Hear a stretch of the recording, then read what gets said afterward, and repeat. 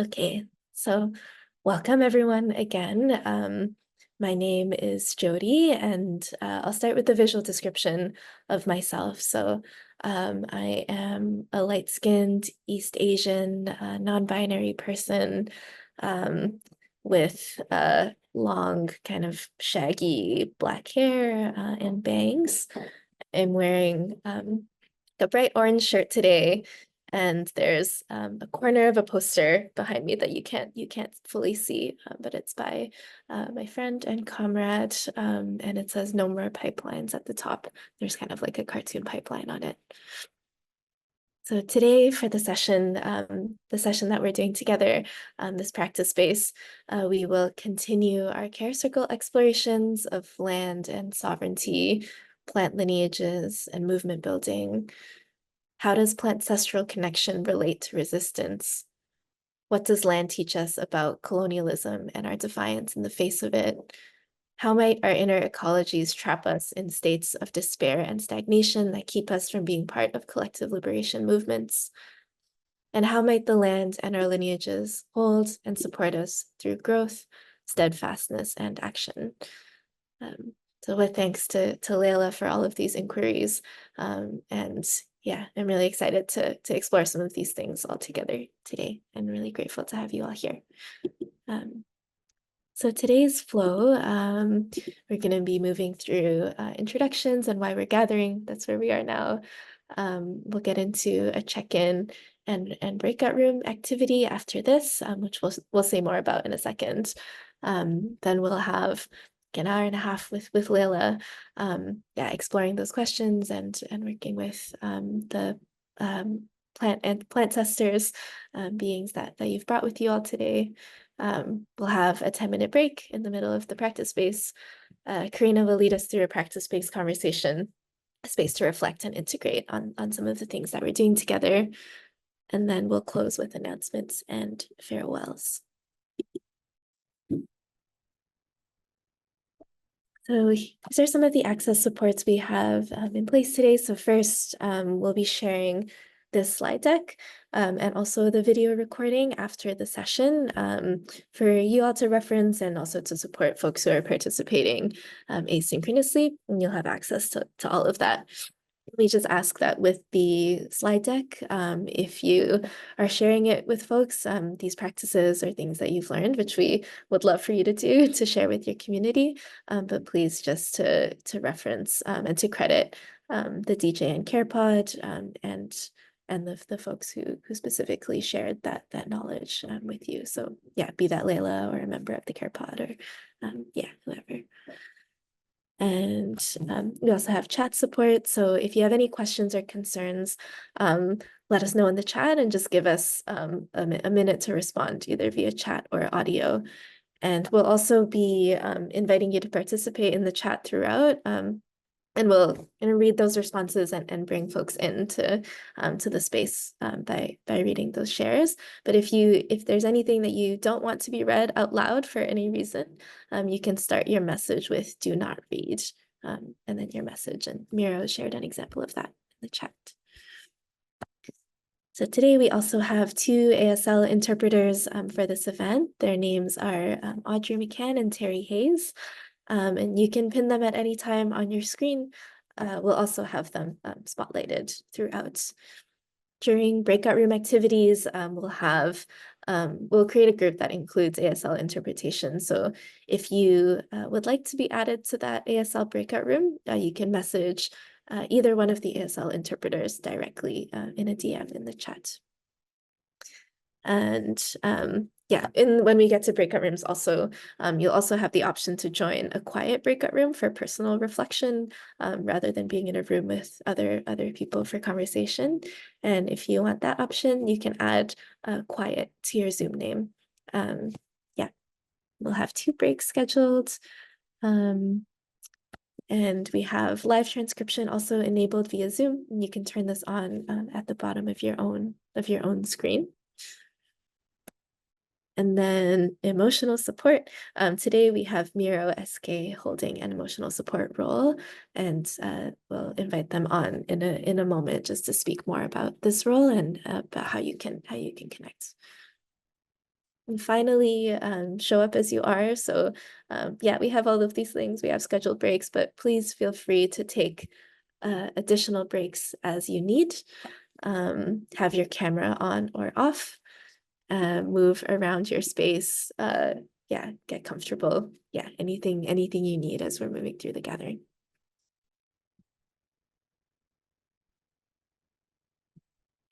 Yeah, so the DJN Care Pod hosting this gathering today is a soft, regenerative space for dreaming and designing liberatory cultures of care. Through virtual gatherings and online and offline togetherness, we experiment with the lineages of care and healing justice, with how these lineages might shape the way we design more just, community-led worlds. I think this is worth repeating, even though we do say it at every gathering, just to share our intention. This is the CarePod team, Karina, myself, and Denishante. And today, co-facilitation will be held by me and Karina. Karina will introduce herself in a second too. Okay. So yeah, emotional support today is being held by Miro. And Miro, if you're ready and up for it, I'll invite you on to say a bit more about this role and what you're offering. Good morning, everyone. I'm Miro. My pronouns are they, them. I am sleepily tuning in from the west coast of Turtle Island. For a visual description, I am a white-bodied, non-binary femme with a shaved head. Today, I'm wearing a black plain ball cap and assorted asymmetrical silver earrings. And I don't know what to call this, honestly. It's some sort of blousey top that I cut from some antique bloomers and a chartreuse tank top. And I am here in recognition that as our body, mind, spirits carry the marks of the oppressive systems that we gather to upend within and around us, that connecting more deeply to them, especially within conversations around lineage and land and within community, may surface unexpected emotions, sensations, and memories. So I'm here to offer compassionate one-to-one space via a breakout room or chat. Like that can be either in the chat or publicly or by DM, to affirm, validate, and process whatever may present for you today, and to support by way of sharing questions and information via the chat, as well as noticing and uplifting messages from the community. Happy to be here with you all.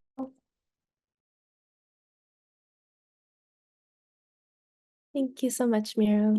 And yeah, as ever, we're really, really grateful to have you here and all the ways you tend to this space in our hearts and bodies and minds. Yeah, also attending to the space today, we have Victoria, who's joining us as tech support. And yeah, just really, really holding down so many pieces of these gatherings and before, during, and after this crucial, yeah, behind the scenes work. So thank you, Victoria, for being here as well. And then rounding out the facilitation team for today, of course, we have our guest practitioner, Layla K. Feghali, who will be introduced more fully later when we get to that part of the gathering. But yeah, thank you, Layla, for everything. Okay. So we have a grounding moment here just before we enter the rest of this gathering and have a second to connect and to check in with each other. I wanted to, yeah, again, ground and name this moment that we are having this conversation about land and colonialism, as many genocides are happening across the world in Palestine and Sudan and Kashmir and the Congo, many places where there's violent extraction and generations of that happening. And wanted to share one reading and one resource. The resource I wanted just to shout out quickly, and Mira will share this in the chat in a moment too, is the Palestine and Disability Justice syllabus, which our comrades at the Disability Visibility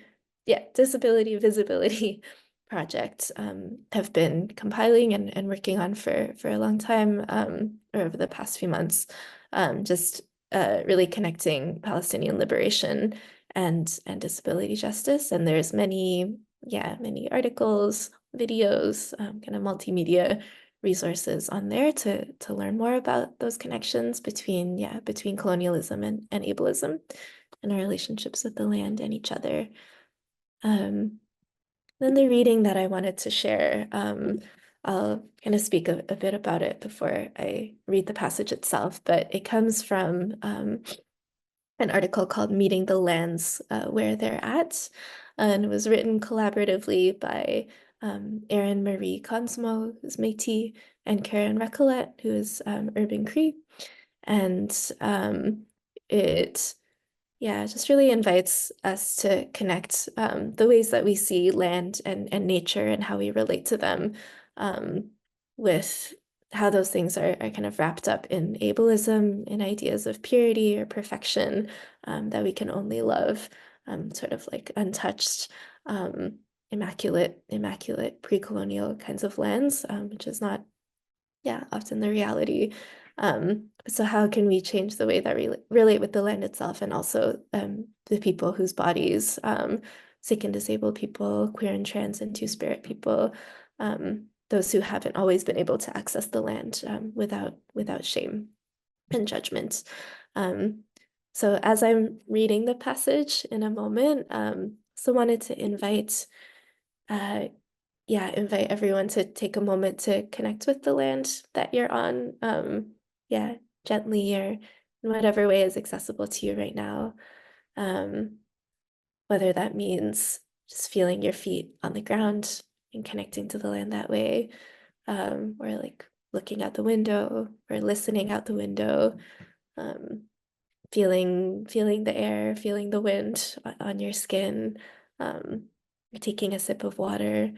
Just inviting a moment of connection in the place that you are, in the way that you can. So I'll read this, and the passage will also get shared in the chat to follow along.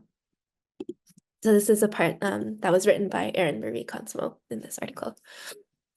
And they said, on a rainy afternoon, I spent time harvesting birch bark with my two-spirit Anishinaabe partner on their territory just south of Laxalt First Nation, Obishikokan.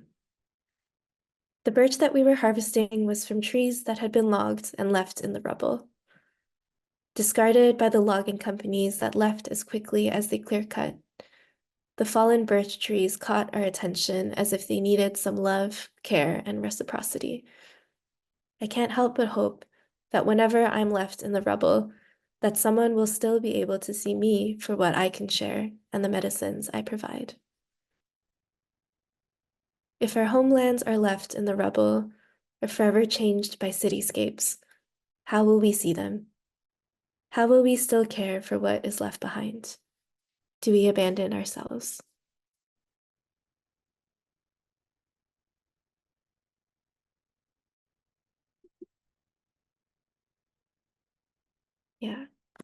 Let's just take a moment for that grounding, for that connection, for, as Miro mentioned earlier, all the different sensations or emotions or memories that might surface within these conversations about land and lineage, and our connections to them.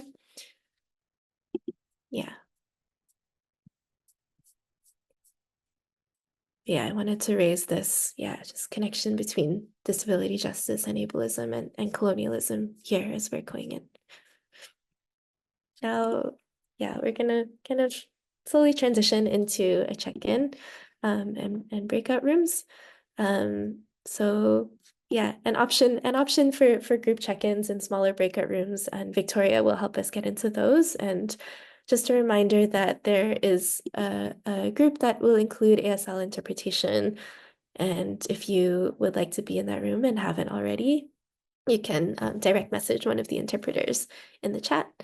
And if you don't want to join a breakout room and you just want to be, or you'll still be in a breakout room, but it'll be a quiet room for personal reflection, you can also indicate that in your Zoom name by just putting like quiet. Cool. Okay, so we can move on to the next slide, Victoria. Thank you. So today, again, we are gathering and connecting with this 10th design justice principle, which is before seeking new design solutions, we look for what's already working at the community level. We honor and uplift traditional, indigenous, and local knowledge and practices. And the prompt, I hope this isn't duplicating with the thing that you'll already be doing, Layla. But I just wanted to offer folks a chance to kind of connect with each other about the plantcestors that you have brought with you. So the prompt is just, what plantcestor did you bring with you for today's gathering? Why did you choose this plant being, and how has it been a part of your life? Or why did it call to you to bring into this gathering today? Yeah, I also just want to say if there are things that came up through that grounding moment or through reading that passage together, yeah, of course, feel free to bring that into your check-ins as well. Okay, so I think we are ready to go with the breakouts, and we'll do them for let's say 10 minutes. So you'll have 10 minutes until 30 minutes past the hour for this. Okay, great. Thanks, Layla. Okay, so in a second, Victoria will send you your invitations and you'll get hello everyone. Welcome back from your breakouts. Yeah, I hope it was a good moment to connect with each other. And in just a few minutes, we'll also have a chance for you to share some of those reflections about the plantcestors that you brought in a different form, in a different way.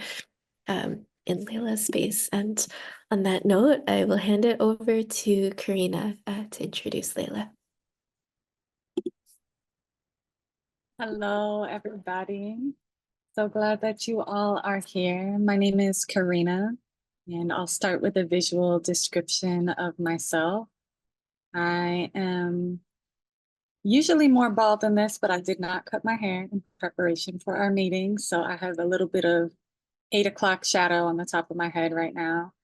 And I am a white femme with eyes that are big sometimes, and that's what I got this morning.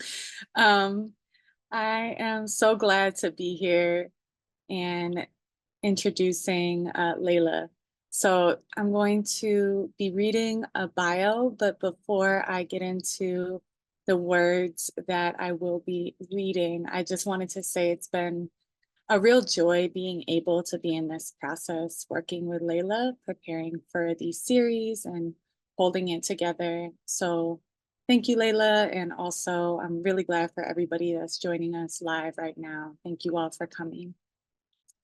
So if you're not familiar with Layla, she is a ethnobotanist, and Layla K. Feghali is her full name. So ethnobotanist, cultural worker, and an author who lives between her ancestral village in Lebanon and her diasporic home in California, where she was born and raised. Her dedication is the stewardship of eco-cultural remembrance and decolonization movements, and the many layers of relational restoration, systemic reckoning, and healing that entails. Layla offers a line of plantcestral medicine, education, and other culturally rooted offerings and mutual aid efforts, with an emphasis on land-based ancestral practices from the crossroads, Swana, Southwest Asian, and North Africa, and its diasporas. Her recent book, The Land in Our Bones, documents cultural, herbal, and healing knowledge from Syria to the Sinai, while interrogating colonialism and its lingering wounds on the culture of our displaced world. And Layla is here today with us for Plantcestral roadmaps. And so I'm going to pass over the mic to Layla, and just grateful to be here. Thank you.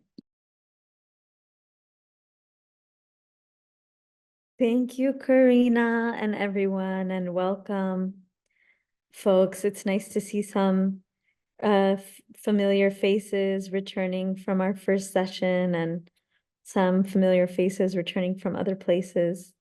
Hello. Well, Karina just graciously introduced me, so I'll just leave it at that, and let's just get right to it. Victoria, you can go to the first slide.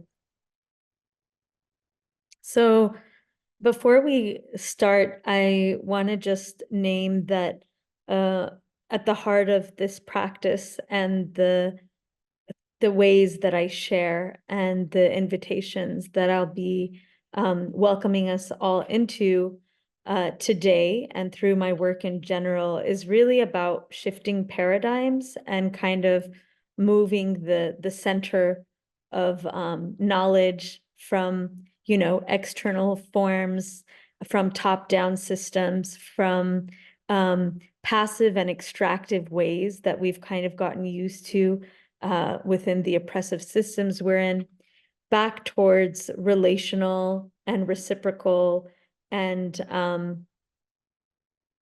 you know, actually subjective ways of, you know, coming into knowledge. And so you all are actually the vessels of knowledge in the space we're going to share, not just me.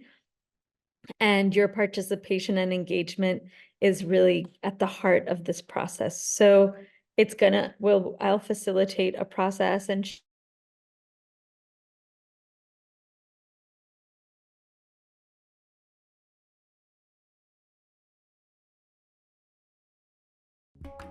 that. Sorry about that.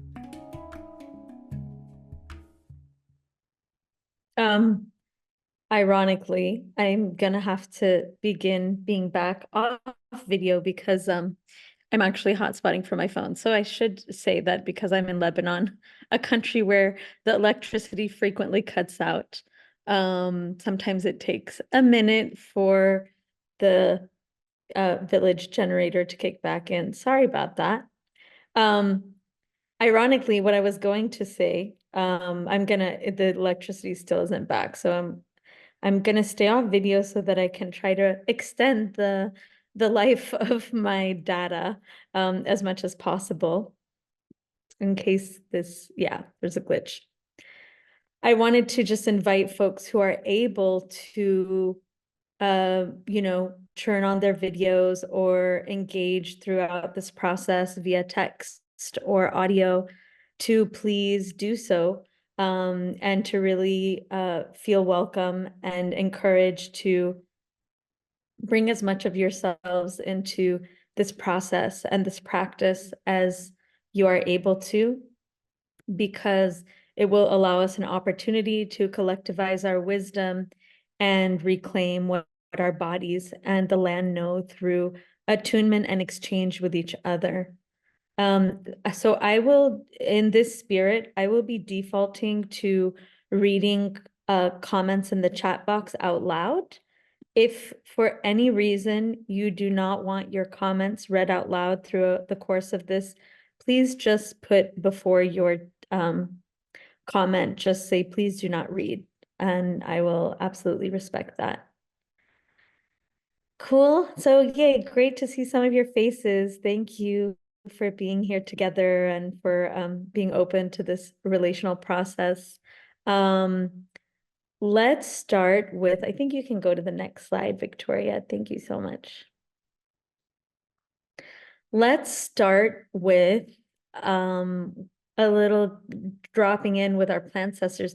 Was everybody able to bring an ancestral plant with them to the session today? You could just maybe give me a visual sign or a reaction emoji or something to let me know. Great. Awesome. It looks like most of you were. Great. So I want to invite you to pick up that form, whatever it is, if it's a tincture or a tea or whatever it might be, and just have it be close to you. And maybe just allow yourself to soften in your body for a moment and to just observe this plant.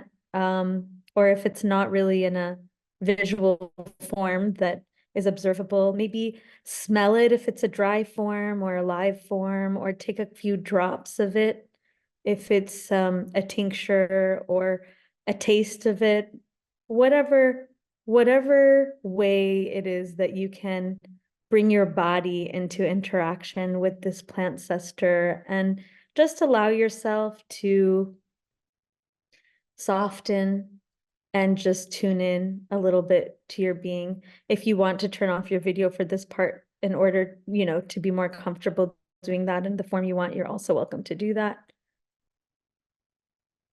And just take a few moments, notice your body, attune to what it feels like to be in presence with this plant ancestor. Notice any sensations, any shifts within the sensations in your body.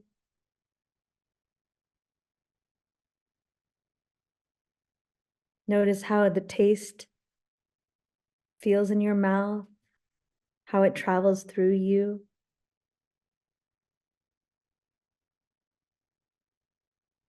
Perhaps you feel encouraged to just, in your own way, introduce yourself to the plant ancestor, talk to it,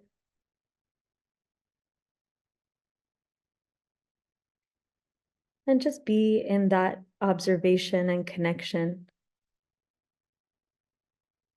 for a few moments.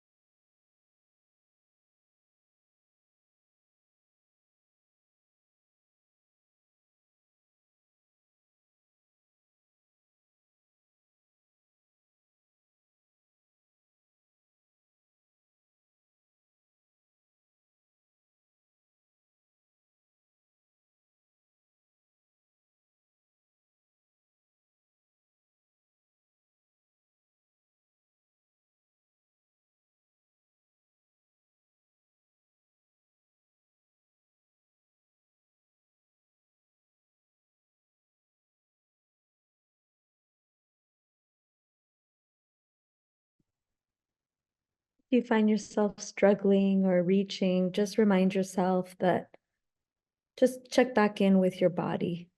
Allow your body, the sensations in your body, to be an anchor.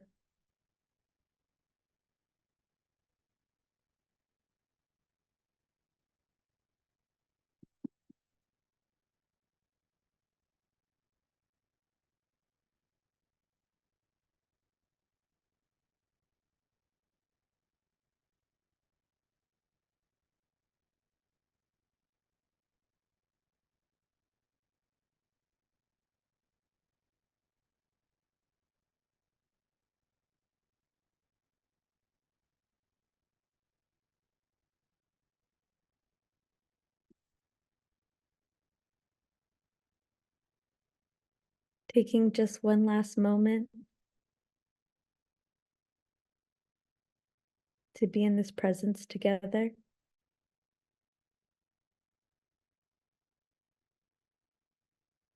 And to do whatever it is you need to bring this personal time together to a completion for now.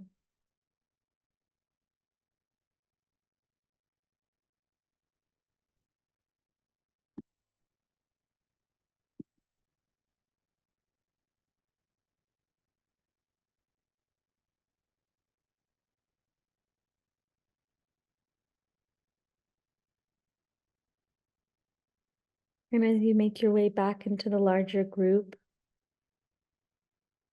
I'd love to hear from you all. If folks feel good sharing, oh, we can move to the next slide, Victoria. Oh yeah, I think you all have a link to this slide, so you're welcome to either share directly into the slide, into the comments, or to just unmute yourself and share. How was it for you? Did any of you have a chance to work with this Plantcester, days before this? How was this particular meditation for you? And maybe you can share with us where your ancestors or the plant you chose was from, what plant it was that you worked with, and anything that came up for you that you feel called to share.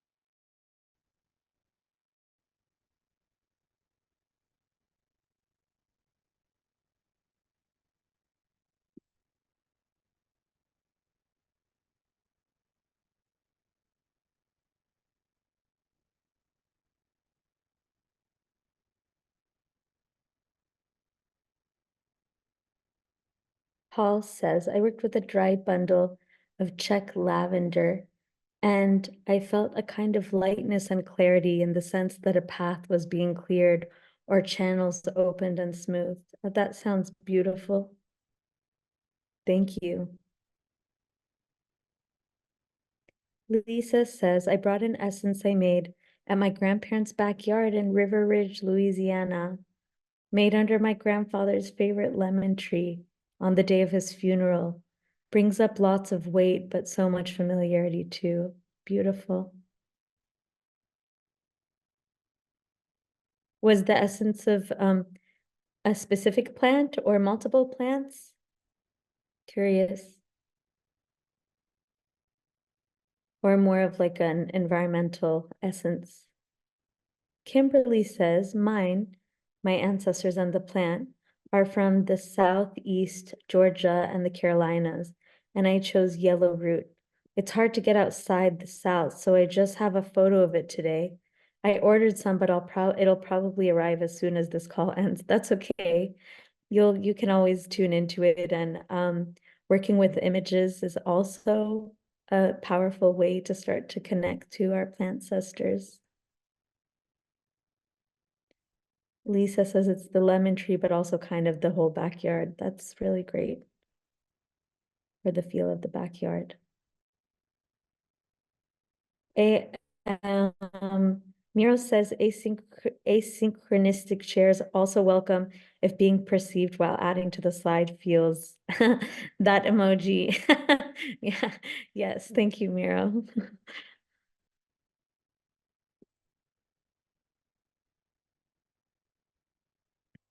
Anyone else?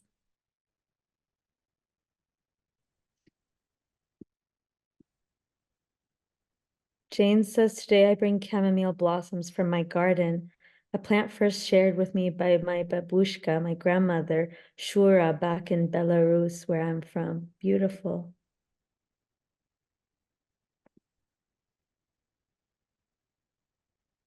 And I appreciate these invitations as, or these shares, as it also allows us to sort of welcome in these places that we're a part of, these lands, and to kind of call them gently into the space as part of our resources and support network as we move into the material of this day.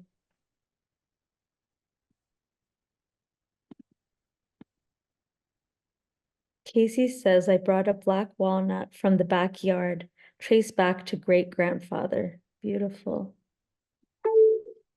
Oh, there's my electricity coming back. Woohoo. Taret says, today I'm working with cannabis I grow on the land I live on, flowers from last season, leaf from this season, a dynamic and warm medicine that heals me, my sibling, and countless other folks in play, grief, contemplation, and more. Thank you, Taret. Sol says, drinking rose potion made by a beloved with roses from her garden, honey and vinegar.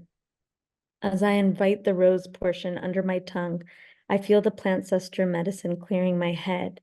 Clear, clear, soften. I feel my whole body yesing. No part of me, no organ, vessel, artery, or node is saying no.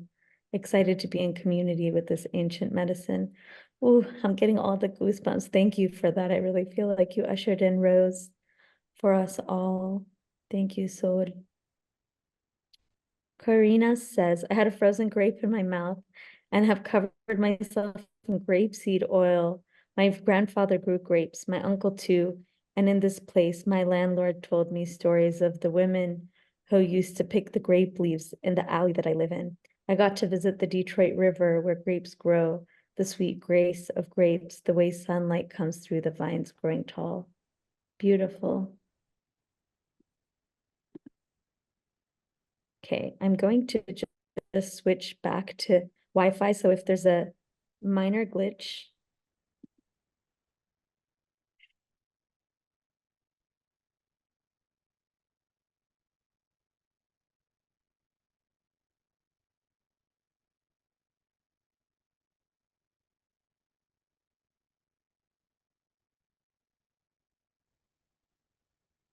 Am I here? I'm here. Yay, it worked. Okay, let me put my video back on. Misty says Hesky.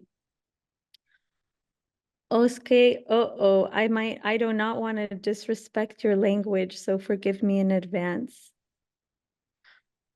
Howdy, my name is Misty. I wish to honor my ancestral connection to Biyunka, Choctaw for strawberry, Fragaria virginiana.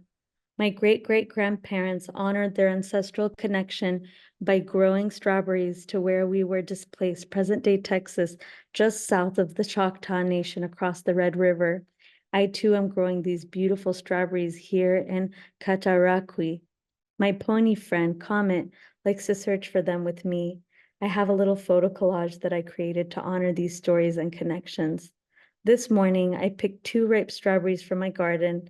I was overcome with emotion as I realized that today, strawberries are still being grown by my family more than 100 years later.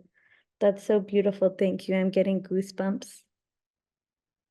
Joe says, I brought an oak leaf, which is a plant common to where I live now in Southern California and also in Ireland, though different type of oaks. The smell of this plant took me back to camping I did as a teen in the mountains in SoCal, and also to oak forests in Killarney, Ireland, where I have been learning about my heritage. Beautiful. And Misty shared a beautiful picture with all the strawberries. Love it. Victoria said I added in some images I found to the slides based on some of the things folks shared. Oh, thank you so much. That's so beautiful. Thank you all. So as we have welcomed these lineages, our lineages and our plantcestors into this space to support us today, I thank you all for receiving and opening yourselves to this practice together and to bringing these parts of yourselves to share with our group. I wanted to just do a slight sort of, why are we doing this? Why does it matter? What's the relevance of connecting to our ancestral plants in this way, in this time, in this context? And so, these plants connect us to our ancestors and the places that they come from, the places which have made our own bodies and over generations, and the consciousness within our bodies and our lineages and the earth that really connect us back to the source of who we are beyond the systems that dictate us right now, beyond the temporal identities that we embody right now, but into a much deeper, older, more primordial place that connects us to the web of life with everything else around us. And as our plantcestors, I call them plantcestors. Some of you were here last time, so I won't go too much into this, but because the plants are our ancestors, they are a species who has existed on this earth for millennia, who we as humans have evolved from and with, who are part of the intimate makings of every aspect of who we are right now. They help create the oxygen that we're breathing, our connection in every moment. They make the food that we eat. They are part of the textiles that we wear every day, the wood that are made fires that allowed our ancestors to cook and sustain themselves. But they're also part of our deeper culture and what has informed our cultures. They're make the bodies of the instruments our ancestors play, and they inspire the colors of their textiles and the shapes of their embroidery patterns and the stories and the wisdoms inside their cosmologies and the medicine that we all rely on to this day in order to heal ourselves. And in a world and in a context where colonialism has intentionally severed us from these connections. I think you could move to the next slide, Victoria. In a context where colonialism has intentionally severed so many of us from these connections with not only our places, but land and the earth itself, a lot of trauma exists within these relationships.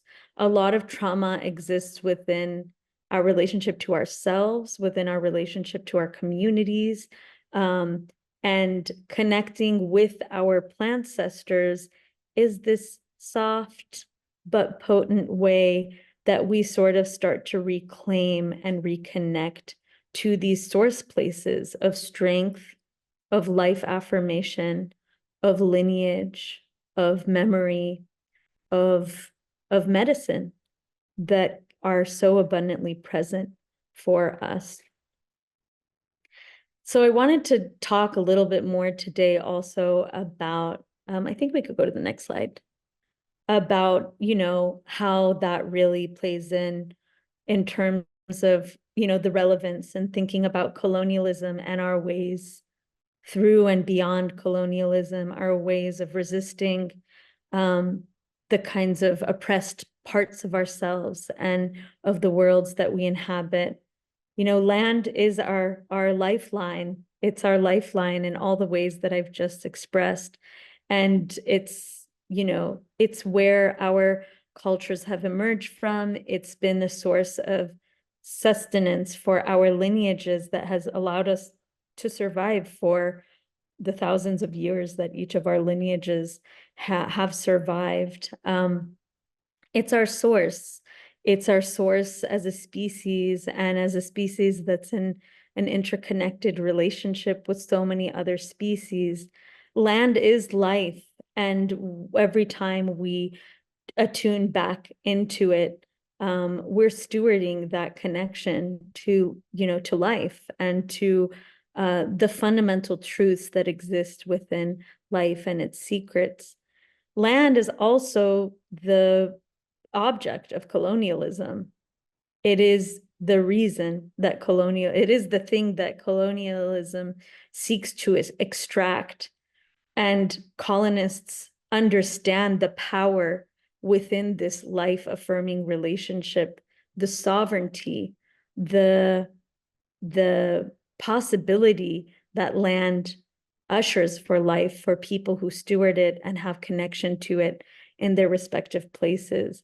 And it's for that reason that colonialism often strategically either attempts to displace us from our land or disrupt the ways that we relate to land and our cultures because these threads of connection are palpable, powerful, potent forms of you know, I want to say power, but I feel like the word power has too many connotations to really fully describe what I'm saying, but it is like an inherent place of life and of connection that threatens colonialism, and that also allows us to survive in the face of it. So whenever we're working with land, and we're calling in a deepening of these relationships, we are at the crux, we are living at the source of both where resistance comes from, and also where the colonial objectives live. And we are at this crux of the global struggle for sovereignty because of that, because land is a relationship that is inherent and innate and a birthright for us as a species, but is also one that has been extremely exploitive, can be extremely extractive, and has been a source of violence because of colonialism and imperialism in generations. So we are living within a realm that is fertile with possibility and medicine, and that's also deeply wrapped up with the systems of oppression and domination that have separated us from these life-affirming systems and networks of kinship and connection and justice that can exist in this multi-species like ecosystems that we're a part of. I think you can go to the next slide. So in a time where there is such incredible, we have been interfacing with colonial violence as a species for hundreds of years now. And right now is a moment where we are seeing very vile expressions of that, and really interfacing with empire and with empire's decline, and with the heightened violence of colonial and settler colonial systems across the world. And we, especially those of us, presumably most of the people on this call, are living within or have some kind of relationship within the American empire.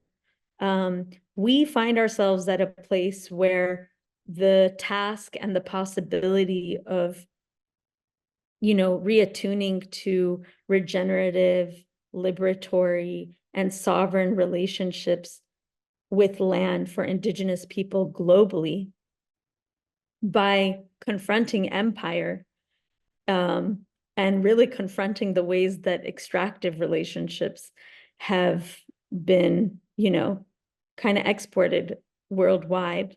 We're kind of living in this moment, and I feel like we're being invited into the real work of choosing what direction we're going to go in. And one thing I've learned in my practice, humbly, is just that the land is both the question and the answer. It's this place where so many of us have experienced severance from, and it's also the destination of return. And it is the possibility of remembrance. And what could it be like if we reorient to this moment with land as our compass? What are the possibilities that live within us, attuning to land as our kin, as our ancestor, as the source where life happens, as the source where resistance emerges, as the source where restoration and reparations and healing is possible, what happens when we include and actively involve land in our process of responding to a reality in which land is the objective of the oppressors as well. It feels like all the answers live in this realm somehow because it is the source. It is our source, and it is also the source that is sought by those systems that are attempting to manipulate these relationships for things like profit. So I want to invite that when we're connecting to these ancestral plants, these plants, all plants can connect us to land, but these ancestral plants have generational relationships with our beings, with our lineages. They carry memory and stories, and they rekindle and wake up parts of our own beings that reconnect us to these source places.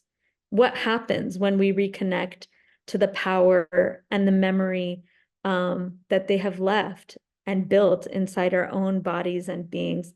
What happens when we invite them into the conversation to rekindle these places of wholeness and of resilience and of resistance and of healing and of memory?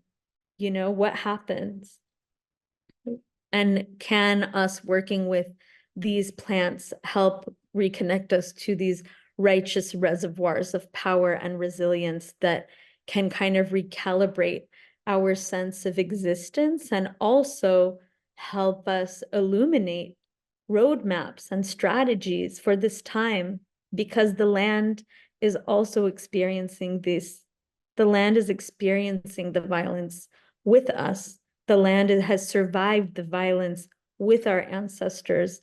The land has made way for possibilities of life and love and connection and nourishment within those horrors for thousands and thousands of years.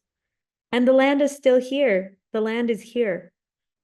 The land is still connected to us. We are the land, and we are in this connection. And what happens when we water that, when we give it care, when we give it attention towards, you know, a way through.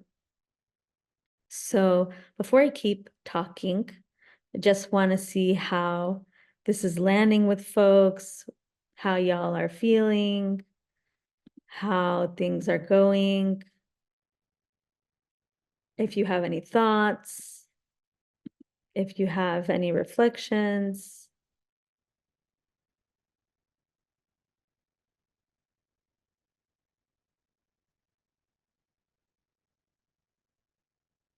If you're going to be shy and quiet for the whole time. Soul says, the land is still here. The land is here. The land is connected to us. We are the land. What happens when we water that? Layla, nothing to add. Thank you for reflecting my words back and letting me know that I'm heard.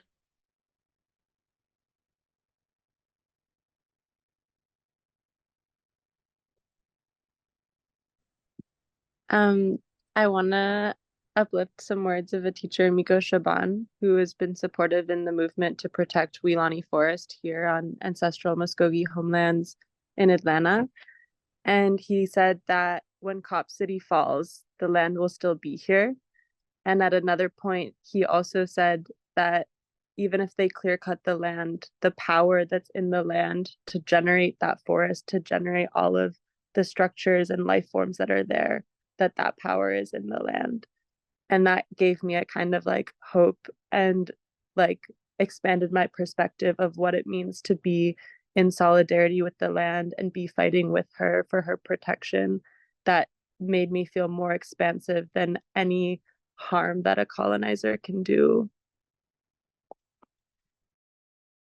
Thank you so much. Yes, yes, yes.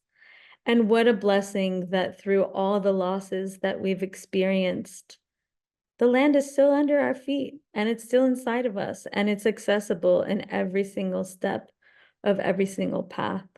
I think a lot about how many of the experiences that we know, the actual living examples of resistance that we know have existed in our, modern history, have involved the land. I think all the time about, Harriet Tubman and how she literally dreamed the Underground Railroad. She dreamed it. She was an herbalist in her community, that her connection to the places, to the medicines where she lived, facilitated a possibility of receiving instruction in dreams about how to navigate that land.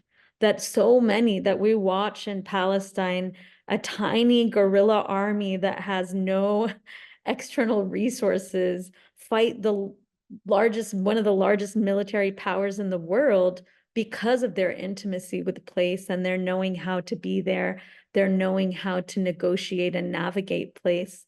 How many of our stories of resistance and liberation have actually, in the leadership of these movements, have involved an intimacy with land that I think often we forget. Those of us who live in highly cerebral, urbanized communities, which have really emphasized like our intellectual analysis, forget that our bodies carry this relationship and that our places are part of what makes life possible. And life is power. And we are a part of that power. And we can tune into that as a way forward, even when things feel really bleak.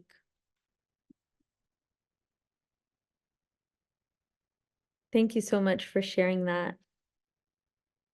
Lisa says, land is the source of resistance, feels as if it can help grow our capacity, give us more strength and resilience. Yes. Tadit says, regarding Palestinian resistance fighters, land even is holding and protecting them within her. Yes, absolutely. And we see that all over, all over the globe, in all indigenous liberatory movements and resistance. It thrives through those connections. Miro says, I think a lot about what plants like the European pine used as a weapon by Israel must feel like being used without their consent as a weapon of displacement. I wonder what they'd say if we asked. Yeah, that's a really good inquiry. And what's incredible is that because the plants are still life-making energies and they become used as weapons because of what humans do, but not because of their own nature. These medicines that are like invasive medicines, for example, eucalyptus in this region, I'm in Lebanon.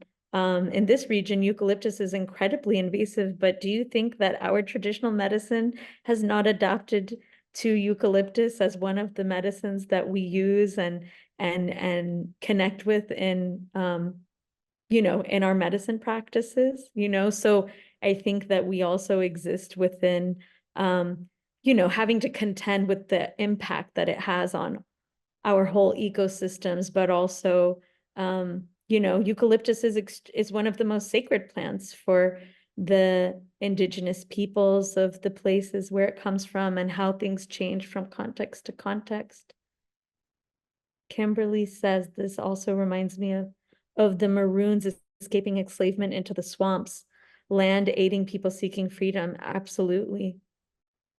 Even cotton, even cotton, a plant that enslaved Africans were forced in such violent ways to tend and steward.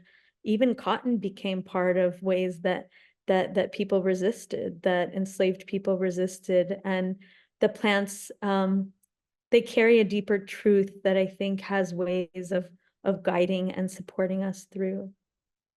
So on that note, are we kind of in our, are we at break time, Karina, or am I doing a good job at being on time for a change? I think we are over break by a bit, but Okay. that's totally fine. I think I also missed a little ding. So Okay, Good. Okay, I'll just read Paul's comment really quick and then we'll have a quick break before we continue. Paul says, in that vein, I think about invasive plants in the Americas that followed or were brought by my European settler ancestors and how a lot of other European people nowadays seem to hate them, want them to go away instead of getting to know them and their medicine. A great way to get them to go away is to use them very generously for medicine instead of harvesting native plants, just saying. But yeah, it's a complex conversation. Maybe we'll get into that a little bit if we have some time. On that note, before we continue, I want to give folks a chance for a brief break to just take care of your bodies and your needs for 5 minutes. And then we'll get back into it. Sound good? See y'all soon.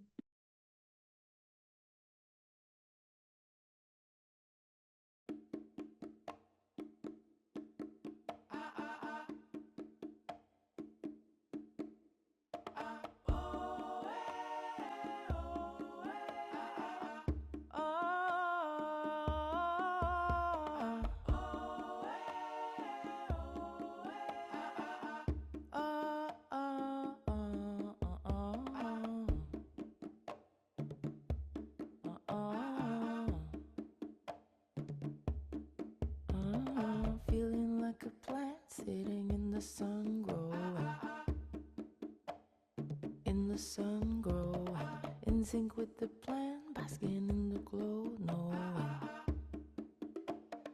in the glow, knowing, feeling like a plant sitting in the sun, growing in the sun, growing in sync with the plant, basking in the glow, knowing in the glow, knowing, knowing, knowing, knowing. Yeah, let me climb all the way to the sun. Yeah, let me climb all the way to the sun. Yeah, let me climb all the way to the sun. Yeah, let me climb all the way to the sun. 'Cause I'm feeling like a plant sitting in the sun. I'm feeling like a plant sitting in the sun. In sync with the plant, basket in the glow. In sync with the plant, basket in the glow. Feeling like a plant sitting in the sun. I'm a plant growing in the sun. In sync with the plant, basket in the glow. I'm a plant growing in the glow, glow. Feeling like a plant sitting in the sun. In the glow, knowing. Feeling like a plant sitting in the sun. In sync with the plant, basket in the glow, knowing, growing. In sync with the plant, basket in the glow, knowing. Feeling like a plant sitting in the sun. In the glow, knowing. Feeling like a plant sitting in the sun. In sync with the plant, basket in the glow, knowing.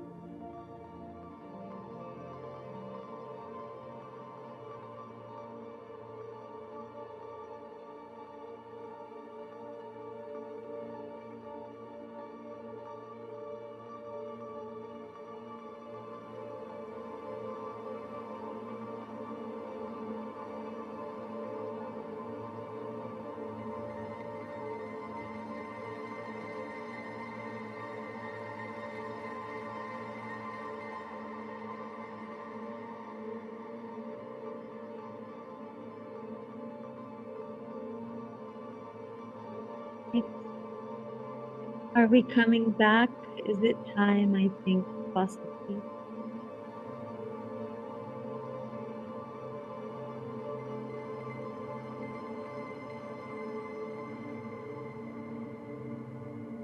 Just slowly welcoming everyone back.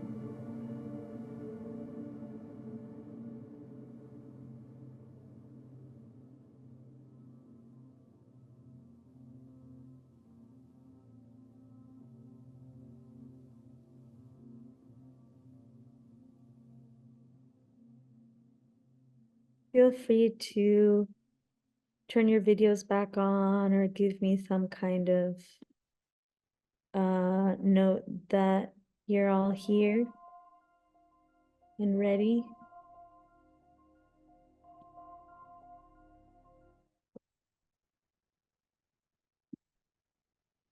Since time is not my strength, because you know, land time is not the same as is not the same as linear time. So let's just consider it part of the practice, but I'm trying to do better at that today. So let's just get right back into it. I have observed in these past months as we witness very intense types of violence, genocidal violence that usually we don't see live streamed on our screens. You know, we know it exists and we hear about it sometimes if we're in those circles or from those places, but it's really not very often that we see these things live streamed in front of us for months and months on end, and that we resist and that we do these things because we are implicated through our states that we live in, but nothing happens and we don't see, well, things do happen, but we don't see immediate results. And I have noticed that I have witnessed that there's a type of shut downness or like defeatedness that I experience in a lot of our communities. This sort of like inability to fully respond or to sustain a response or to find our power and our agency in these situations, because perhaps of the overwhelm, because of our relative comfort, because of our grind life within capitalism, because of our trauma, because of all the different reasons that those becauses might might be. But I know that as living beings, you know, life is designed to resist its refusal, and that there is a fundamental part of us that is designed to resist when life is being violated to this degree. And our inability to access the parts of us that feel the agency or feel the ability or feel the capacity to respond when such dire violations are happening to life that is a part of us in front of our eyes. It's been a place of concern for me. And it's had me thinking a lot about defeat and how we internalize oppression and express defeat and how we move through that. Because I also see people who have been trained for lifetimes trained for lifetimes to engage or interface with or take action on behalf of protecting justice in our communities, have a really hard time, knowing how to really respond to the moments we're in new ways. Almost like we're in this loop, this broken record, or this loop that keeps on spinning.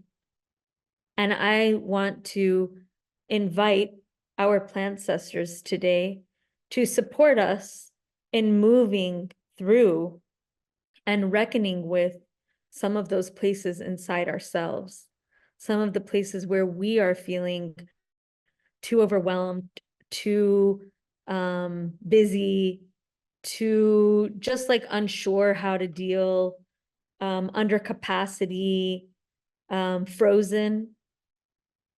I want to invite the land because I know that the land is our helper and is a gentle helper that has masterful ways of meeting the specific person in front of and within them, within each person in a very specific way, based on what we are experiencing. So I want this because I believe that one of the things that the earth has taught me is that we are part of interconnected webs of life, and it really does impact us when some place in the web is experiencing the types of ruptures that we are witnessing, even when we are not necessarily the ones experiencing it ourselves, or it feels far away. I know that it's impacting us. And I also know that all of the strength and the agency that we cultivate, it ripples in different ways too. And that those of us who live within the belly of empire have a really particular location to interface with all of this. So I'm curious, about, about how we might work with our lands and our lineages to just help us to slowly start softening some of those blocks inside of us. And so I want to create some space for you all to work with your plantcestors, in that spirit today. Before we break out for that, are there any thoughts or questions or concerns or anything that's coming up for you all? And then I'll introduce you to a little practice that we might be able to engage together. Are you all ready to get into it?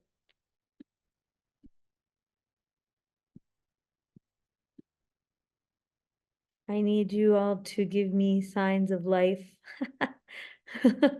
Thank you. This is part of us not, this is part of it too, is us actually just showing up and, being in an exchange and in a relational exchange. So thanks to those of you who are giving me your signs of visual life through your beautiful faces, especially appreciated. Thank you. Thank you. Okay, I think we could go to the next slide, Victoria. Oh, this is a slide from last time that's just, maybe we can actually, well, this is just a slide. Let's actually go to the next slide first, and then we can come back to this.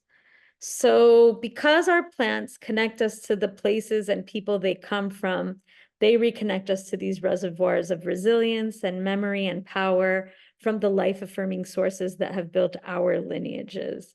So let's take some time. I think we could take like 10 minutes. Let's see. How about, let's say 9 minutes. Let's end at the 40-minute mark to just kind of tune in to your ancestors or to your plantcestors in whatever ways feel good to you. You can do a free write with your plantcestor, do interpretive movement, draw or paint, or visualize or improvise, vocalize a song, write a poem, or go internal and meditate like we did before. But just take this as a chance to like actually ask the plantcestor for help through any areas in yourself that are feeling blocked, parts of yourself that are feeling frozen in the face of this, or something that connects to all these themes we're talking about, and just receive support from this plantcestor as your friend. And if you feel like you're a person who has not been stuck in defeat, like, thank you, bless you. And maybe you connect to the plantcestor that you're working with, to,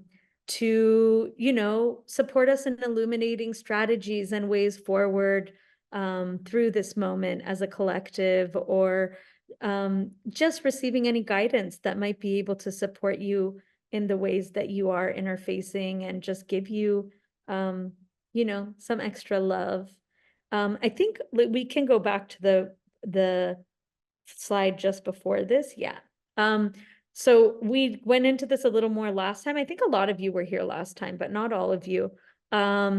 You know, part of the ways that we receive messages and information from our plantcestors is not so linear, right? So just allow yourself to really lean into more poetic, kind of non-linear ways of just attuning to how your body feels through this, to any thoughts or ideas that come to your mind randomly, you know, and just be in the stream of consciousness of it and follow your subjective cues, you know, empower the parts of you that are just feeling a certain way and kind of just move with it. And we'll try to decode some of the messages together after if you all want.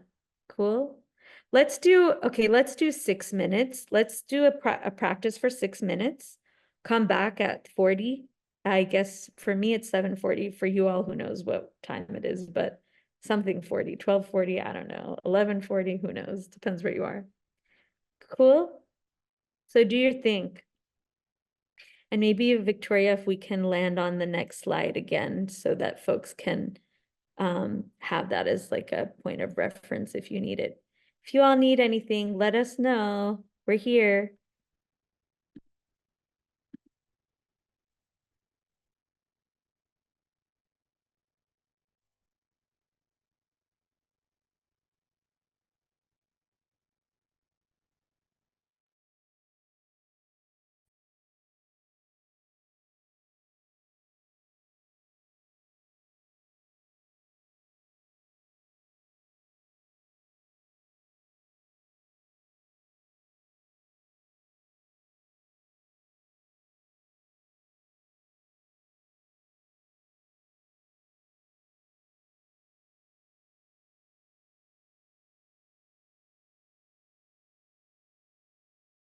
Also, just to add to your process, remember that the land you're on also is part of this conversation, and you're welcome to be in a conversation with your plantcestor and the land just underneath your feet to support this process.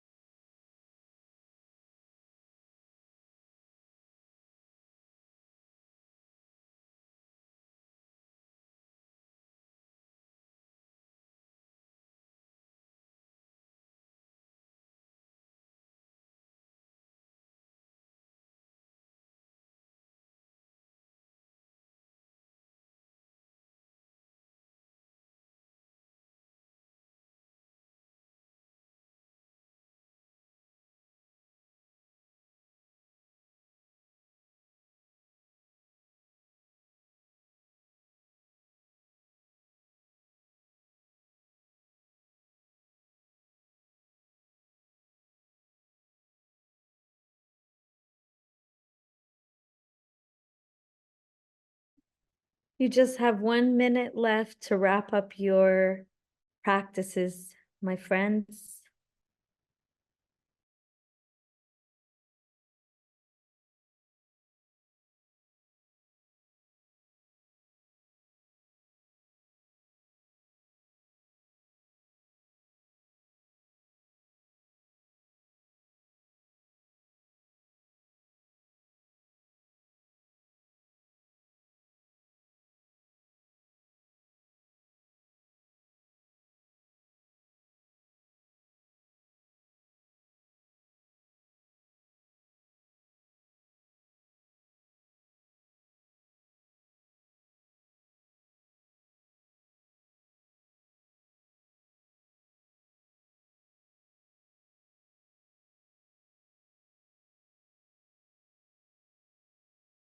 Folks can start rolling back in.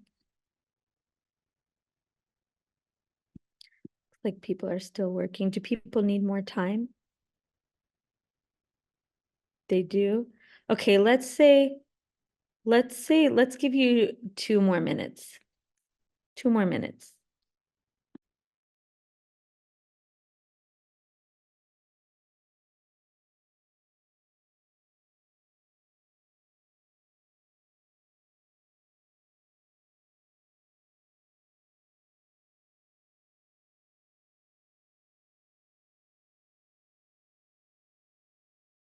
Victoria, would you mind moving us to the next slide?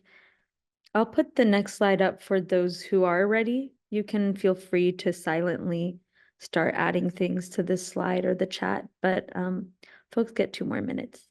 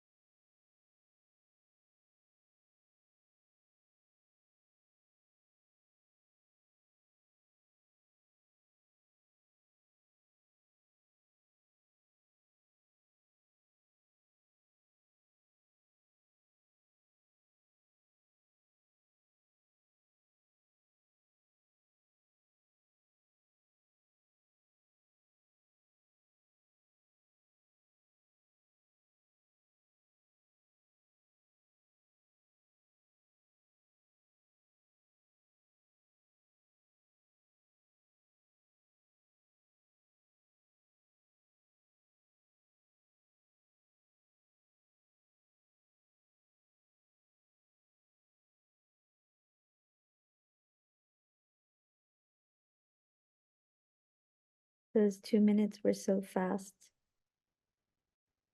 Start coming back, my friends. You can just remember that you can always go back into this on your own. And in fact, I encourage you to do so. This is just like a practice, an introduction to a practice that I hope that folks here will be able to lean on often in your own processes.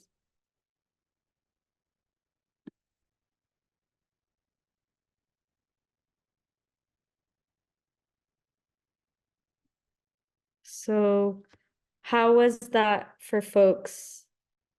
Thought it says, I received a reminder and reassurance that liberation starts within. Inner liberation allows us to become in harmony with what gives us power and what holds us back. And then comes trust to bring this on the surface into our relationships and outer liberation work. Interesting. Did you feel like were these things that you had been struggling with before, or does this feel consistent with things you've kind of been flowing with? Curious. Joe says, my elders love their alders, their oaks and apples too. They knew where they grew with more than a few. So when the English came and took the land, the elders knew what to do and took their time to slowly build a sovereign hill of trust and will. Beautiful. Together sharing what they had and growing more again. I love that.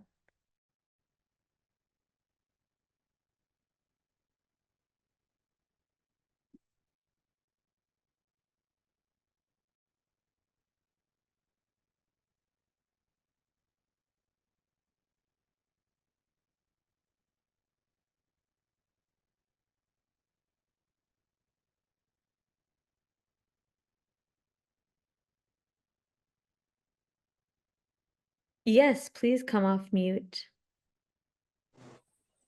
I was asking the question, like, what is mine to do? Which I think is like what I've been struggling with for a while. And I keep coming back to care. And I really liked this like phrase that came up of like nature nurturance, and like how to yeah, I think like plants for the people is like a big part of like my life work, and like connecting people to plants. And I think it just kind of reinforced that that's where I need to like keep heading, and like not really like it also said like, you know, it's not for me to say where to go or who to fully become, because there is no order to this, no precedence to what we can experience in this new age, but to just like take faith, hold faith in the making and the process of becoming what this time needs. And that felt really important and grateful for that. Thank you so much for that. And I think that's a great way to just attune to the specific question that has been on your heart.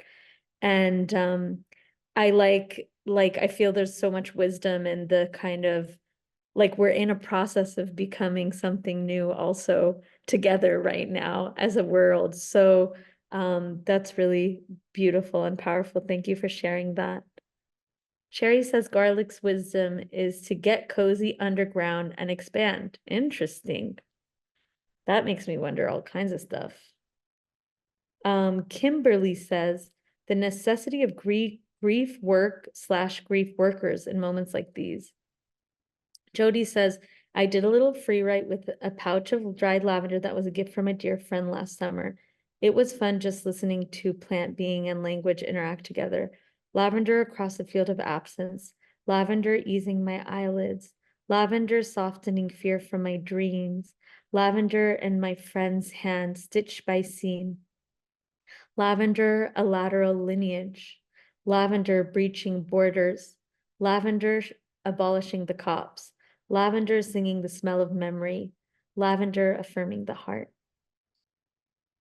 Beautiful. I'd love to share. That was not long, Jody. Yes, please share. I feel like my body and my spirit lives at the crux, at the mercy of these two different empires, you know, the US empire where I physically am, and the Russian empire that is in essence the colonizer of the land where I'm from. They control our resources, and they're trying to appropriate the land of Ukraine right now, which is such an abundant place. A lot of the grief is tied up in this concept of borders.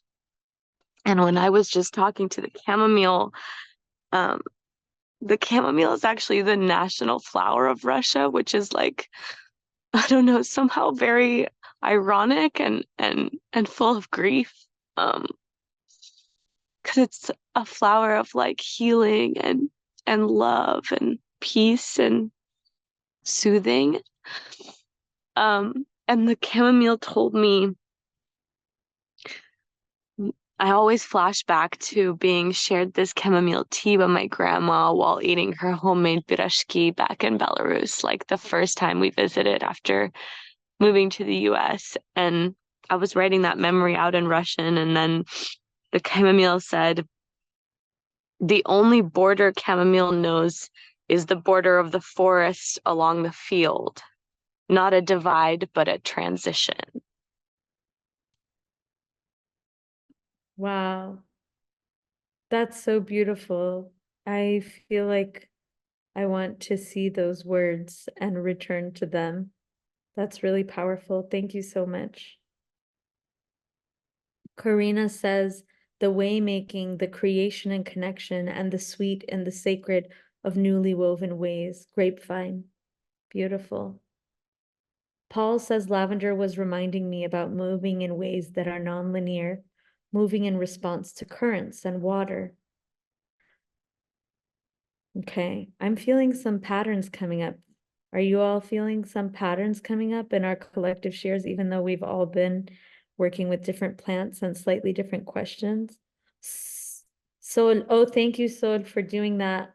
The only border that chamomile knows is the border of the forest along the field, not a border, but a transition. God, that's really powerful.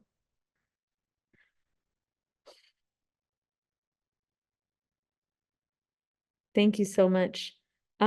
Victoria, would you mind moving us to the next slide? So for these last few minutes, we're a little over, but that's okay. We're going to take a few minutes out of my electricity glitch time with my gracious co-facilitators.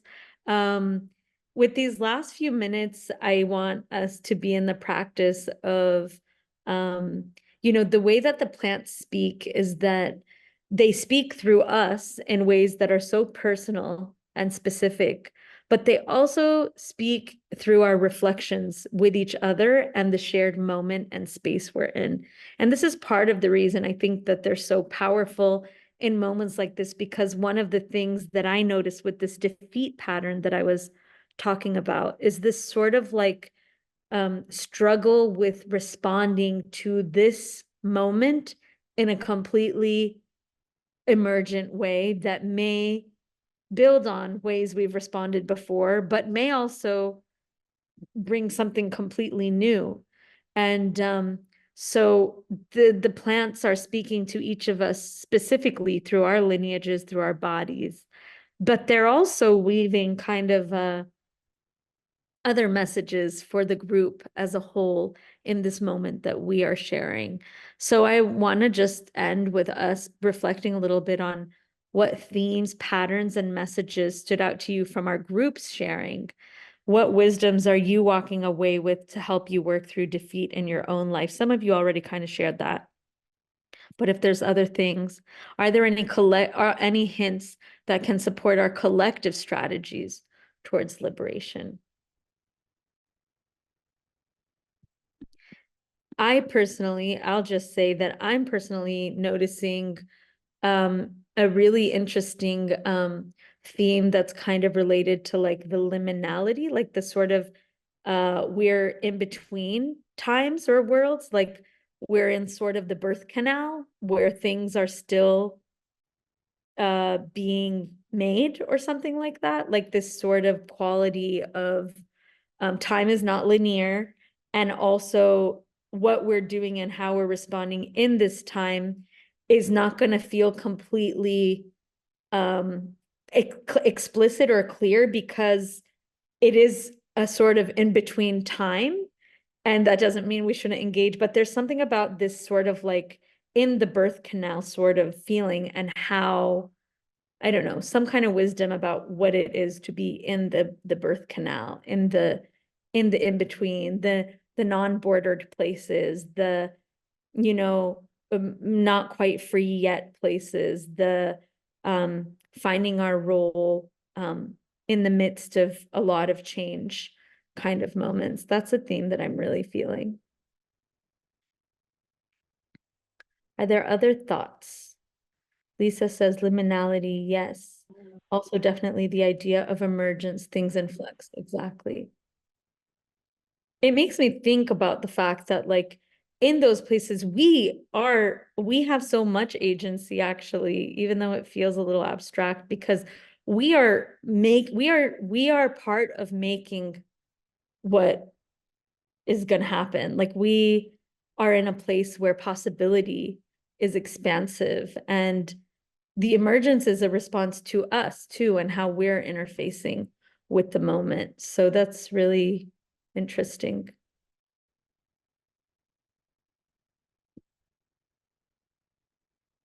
Other folks? This could be a Mute, chance. that's okay. Yes, please. More on theme. Transition feels present for sure. And in my mind, when there's transition and change, which is constant, the more dramatic. There's a lot more things that get stirred up. That includes what we carry, includes our personal struggle coming on the surface, and through that struggle, a lot of jewels and gifts of wisdom come up, and things mix around. And to put that in the context of this room and this community, is that we're taking whatever's stirring up for us, putting it out and mixing that with what everybody else is coming up, and from that comes something that is more powerful, profound, and just kind of builds on each other. So that's the theme that I'm taking away from that, is just the importance and power of putting our stuff out on the surface, feeling just finding and creating safety to do so, and also to be open and receptive to mixing in and receiving whatever everybody else is putting. Thank you, Tade, and good to see you again. Thanks for being here. Yeah, it sounds like there's something about maybe one of the ways we move through defeat is through like leaning on collective processes and like not being afraid to like emergently work through things together, instead of needing to be like, I'm in a group and I know exactly what to say, but being in that conversation is what I'm getting from you. Karina says, this is bringing up the idea of no map, the learning the land by being with the land. There is no map back into the birth canal. There's only forward. Yes. Yes. The very emergent, we're in like a really emergent theme here. Lisa says, my first sit with the essence parable of the sower came up. All that you touch, you change. All that you change changes you. The only lasting truth is change. God is change. Yes. Joe says, we share the ways that plants transform through growth and emergence from seed to light, from small to maturity, from life to falling over, to transformation, to fertility, to new life.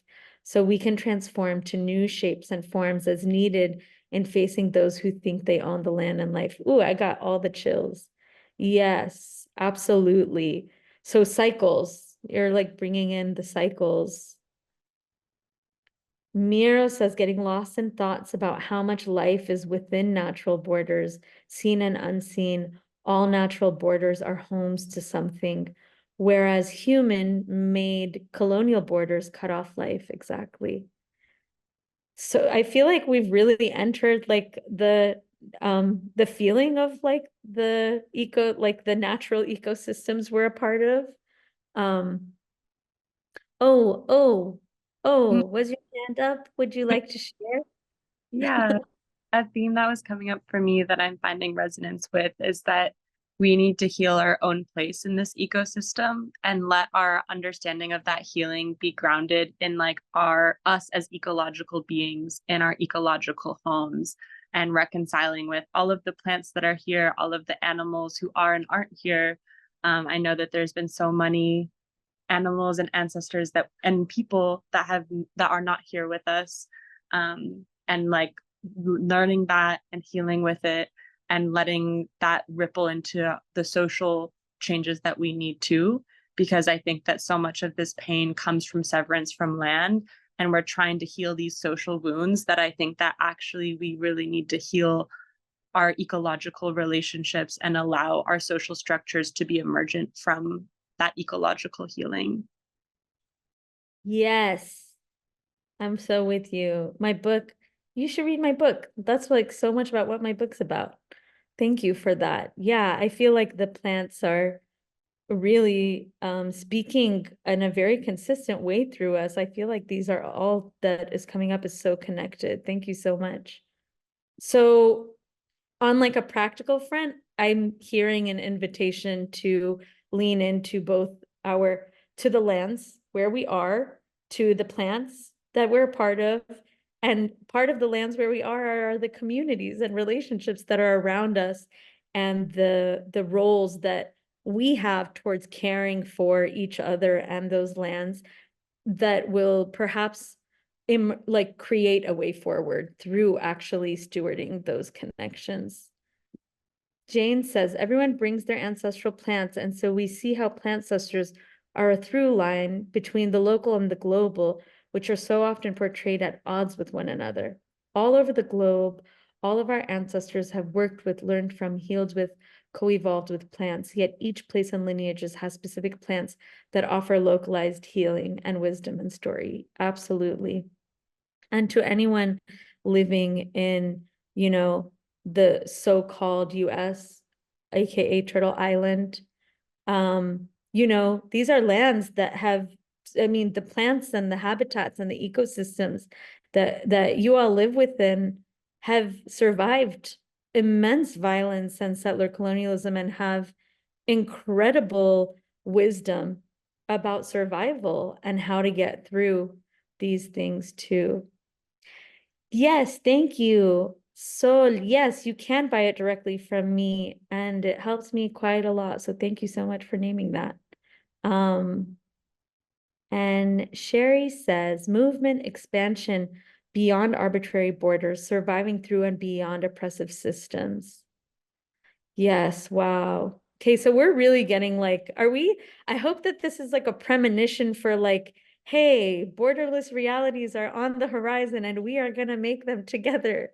Yes, through resisting colonialism and empire. Yay. Jane says the bay trees around me rejoice in your recognition of their survival through violence and thriving beyond. I'm in a land of a lot of native bay laurel trees, by the way. There's a bunch down the street. Thank you so much. O says, I want to hang out again. Well, I really encourage you all to take this practice and, you know, use it anytime. Like work with your plantcestors are there for you. You have your own communities and you know, spaces. Hopefully, maybe some of you guys are in organizing groups. Maybe some of you are in care groups. Maybe some of you are in mutual aid groups. Maybe some of you want to become friends with each other or with O who wants to hang out with you all again. Marina's calling on the Atlanta people. So, you know, please, this was like a tiny practice, but I really welcome folks to anytime you're feeling stuck or overwhelmed or not knowing how to go forward, like drop into the land where you are or your plantcestors and let the land be part of the conversation of our finding our way through this.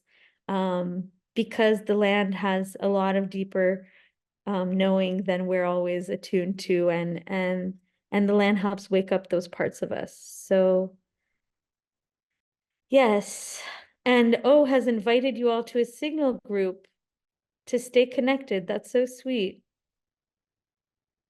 Thank you all for being present. I like this one, or this one my niece tries to get me to do the cool one, but I'm not as cool. I like this one. Thank you all for being receptive and showing up with your fullness and your openness and being willing to move through, you know, the frozen places inside of you for a moment. Thank you, Son. Anyways, we will continue our integration process with Karina, I believe. Is that so? So stay tuned. We're not done yet. Thank you so much, Layla. Yeah, I hope you're seeing all the appreciation and gratitude pouring in the chat also for your just amazing like paradigm shifting generous facilitation and all the wisdom that you brought. Yeah, it's all reverberating for me still around land as a compass for confronting empire, land as the question and the answer. Yeah, site of reparations and possibilities and destination of return. So yeah, thank you so much. And yes, as Layla said, we're gonna have a minute to keep integrating and kind of processing and making some connections between what we've explored so far here with our plantcestors, and then also commitments and connections to everyone's different practices and ways in the world. So Karina is going to lead us through that, but before that, we're going to take say like a 5-minute or so break, just to tend to body needs and things again. So we'll come back at let's do 6 minutes, like 10 past the hour, and then for a little closing reflection. Yeah, with Karina. Okay.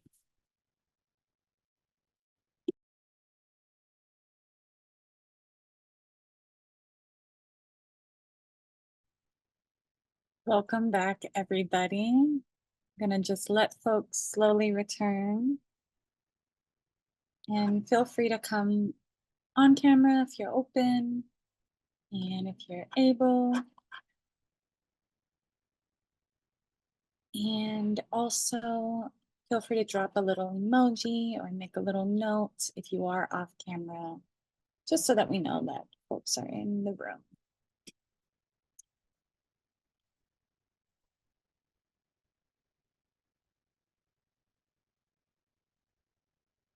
And then oh, great. Thank you. And the Signal group link just got reshared in the chat. If there's other links that you were hoping for, Misty, maybe just drop it in that same thread and folks can help resend those into your chat. So yeah, thank you everybody for being here. If you've been with us before in our series for the Care Pod, then you know that at this moment we have some space for integration. And so what we're going to do, and what I also want to do, which Layla mentioned some during her time, was that this is a space you can return to. And so I'm really thankful for the space that we just had with Layla and with you all. And it was a really, really like lush space is how I was saying it. And I felt that way also with all the chats that were happening over here in Zoom. So just inviting folks again to remember that you have the links and you can go into the spaces that we've already seen on screen. Some of them, Victoria, were adding images as we were speaking, and there's space for you to add your words and your reflections that might come after we leave this online space together. And so with that said, Victoria, if you can go to the next slide. This is going to be our space of reflection.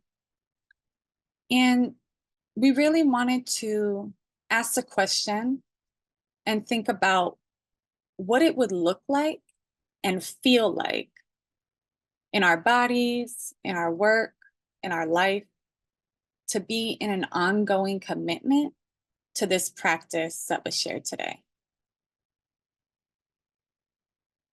And so that was actually, quite the good bridge that Layla made towards the end there, because that it's a question and a space to reflect and share. And it's also an invitation to try. So to try to return and be in a commitment to this practice that you began today. So our amazing emotional support Muriel SK had kind of mentioned this earlier. If the perception while you're typing is, maybe not your favorite move, just a reminder, this slide will be available to use later as well, as I just mentioned. So this is just a moment to reflect. You can come off mic or go into the chat, but also please head into this slide. And we're on slide number 27 right now, where you can kind of share some of your reflections here.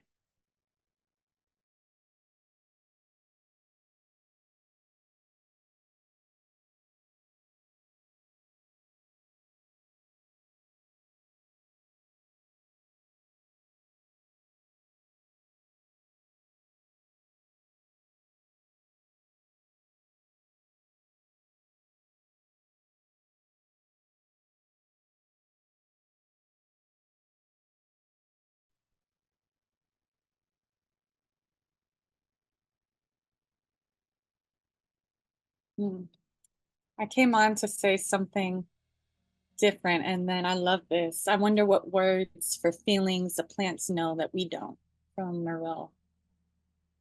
And oh, I love this. Yeah. Lisa was sharing, I've started the artist way again, and I'm thinking about incorporating the plantcestors into my writing time. sitting with essences and plants in a more intentional way has been coming up a lot. I love that. And I also love that invitation to think about how this can be part of the life that you've already, or practices you've already started to. I love what you did there too in that share. As folks are sharing and reflecting, I'm going to keep us moving a bit. So the invitation is, here it is, slide 27. I'll do a quick little peek. And yeah, these are spaces that you can return to.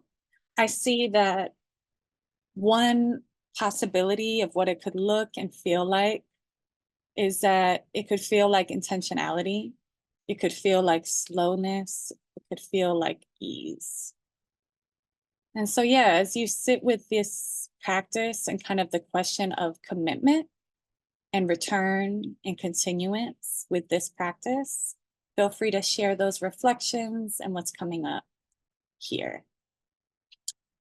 As we're moving forward and before we get into our announcements, while we're still on this slide, I wanted to share, this is a printed out version that you can't see very well, but it is the handout that was sent to you all. And so just a reminder that with the slide deck that you are able to be all up inside today and return to, you also have this handout that works really well with the meditation that we did today, with the reflective space that we were in today. And so that's another just, literal logistical support for you to continue this commitment. Is somehow get that in a place where you can keep it. I have a little journal, so I've had it folded up in that journal since our first session, and I've just been walking with it since then. So whatever you need to kind of support you as you continue is kind of part of today and the first session as well. And so that being said, I'm going to take a breath and let us all take a breath because we're going to move forward. So thank you all for this portal that we were able to enter today. It did feel really open and like folks were really connecting, and that connection kind of coming across time and place and space felt really beautiful. So thank you. And Victoria, you can go to the next slide. Or next two slides, yeah, thank you. So I'm gonna be moving into a few announcements. And then there is one final invitation for you to reflect. And I just wanted to mention that now so that we can head back into that space real quickly before we head out.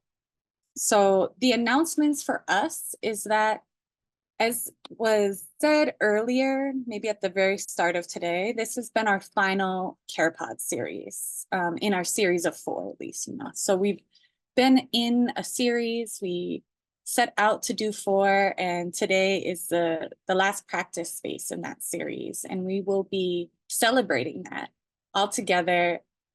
And that is an interesting announcement. So it's actually going to be in August.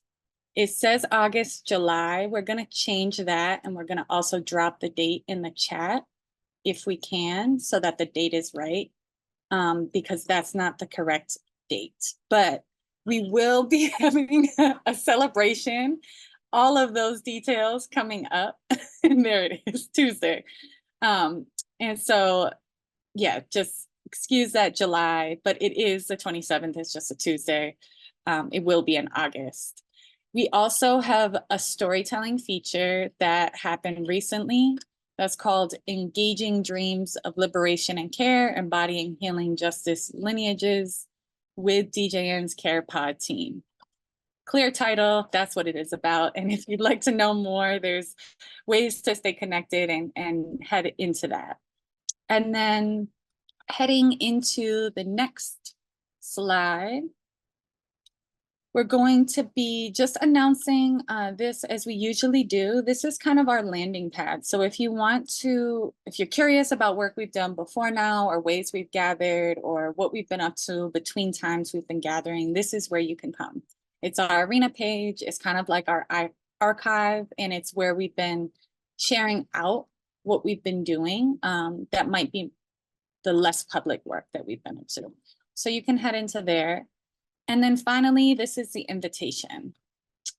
I want to leave about 5 minutes for this moment. And this is just because this is actually a practice that we've been in a commitment of return with. And so we haven't always been able to hit it towards the end of these sessions as a place that we return and sit in. But at the very beginning of our series, we introduced Care May Be, which is a document that you can link to.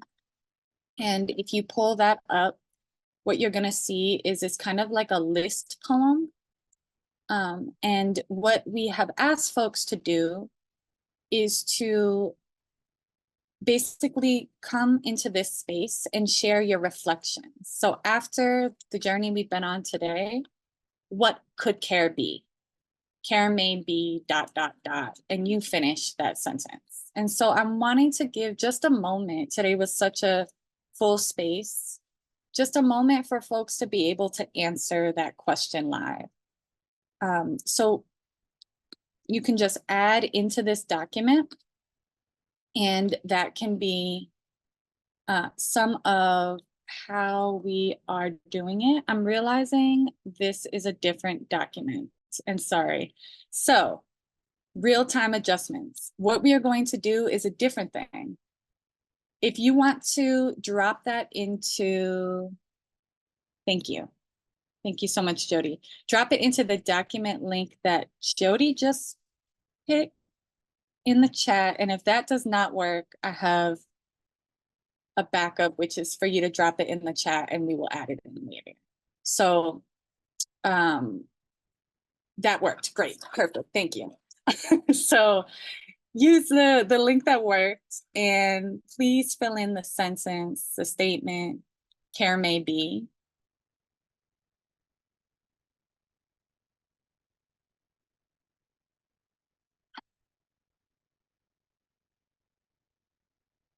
And that put us, right into the mix where we can add towards the end. Yep.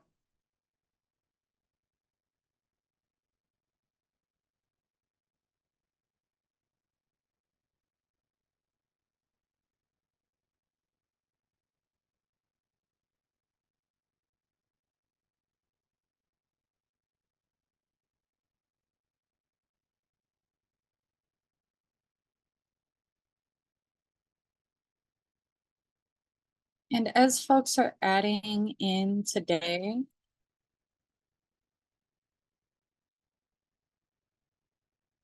I'm going to read just a few that were already populated. So these are moments that other folks have been in reflection after being in spaces together. Care may be a portal of possibility. Care may be agency and attention. Care may be mutual aid.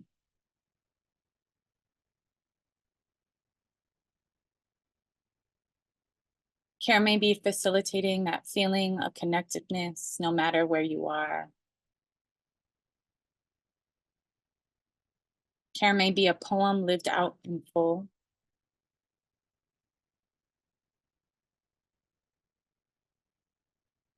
Care may be conflict sibling.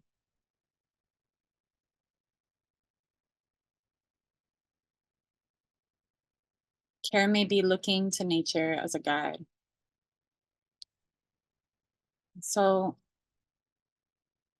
as you're adding today,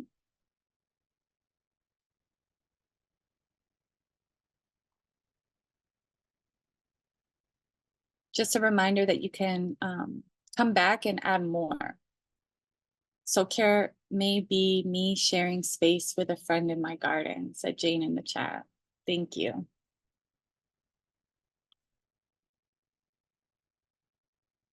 And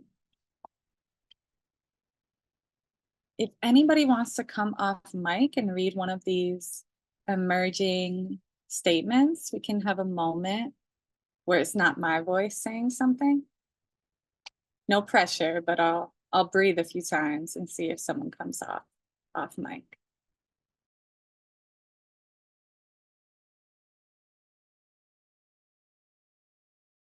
I can read one. I'm going to scroll and pick it random. You all hear me?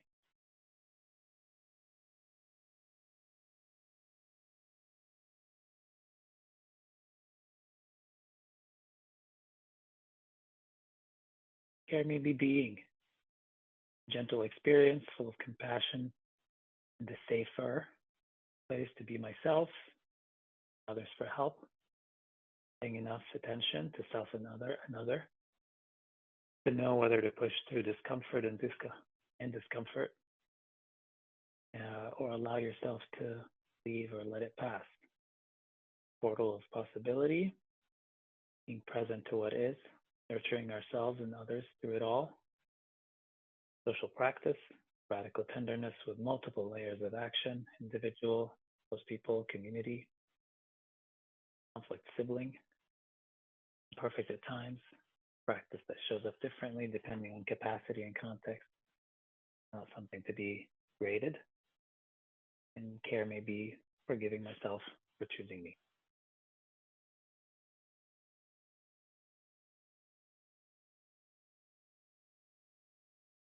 Thank you so much.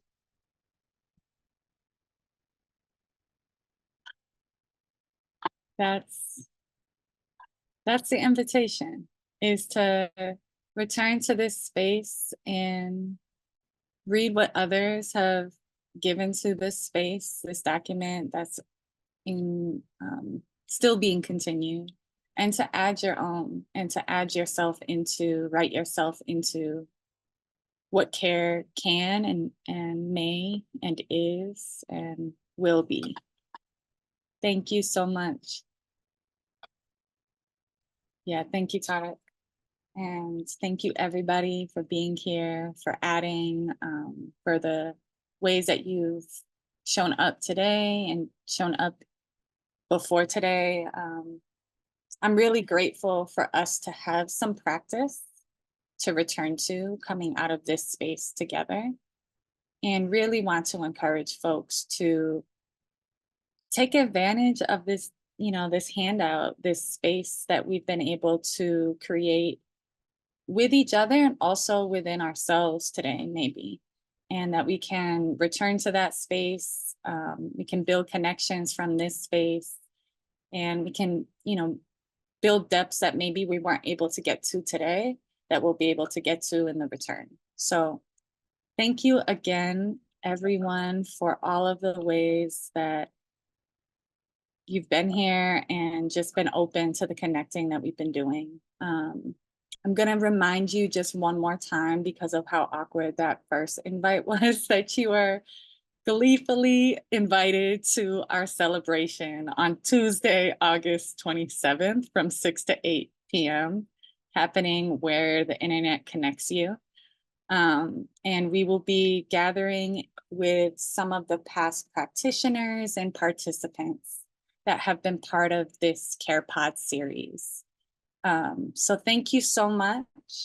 This is me about to close in a moment here. So yeah, if you want to come off, say any thank yous in that sort of collective chorus way, we can do that. And look out for more programming around the celebration on our Instagram, and you can stay connected with Layla as well through her website, which we shared a little while back. And I can drop again. And yeah, thank you all so much. Yes, and check out Layla's Instagram for mutual aid opportunities on the link tree. You can easily access that. It's also on her website, but the Instagram, I think, has the fastest, like most direct path to the mutual aid efforts that Layla and other folks that Layla's been working with have been holding to support folks in Gaza on the ground. So thank you so, so much, everybody that's been here today. Thank you for the connection that you've been willing to do. Thank you, everyone. Thank you. Great work, Thank everybody. you. Thank you. Come back to other spaces, please. See you all again sometime. See you again. Thank you so much. Thank you, Misty, in the chat. We see you. Thank you. Thanks, everyone. Thank you.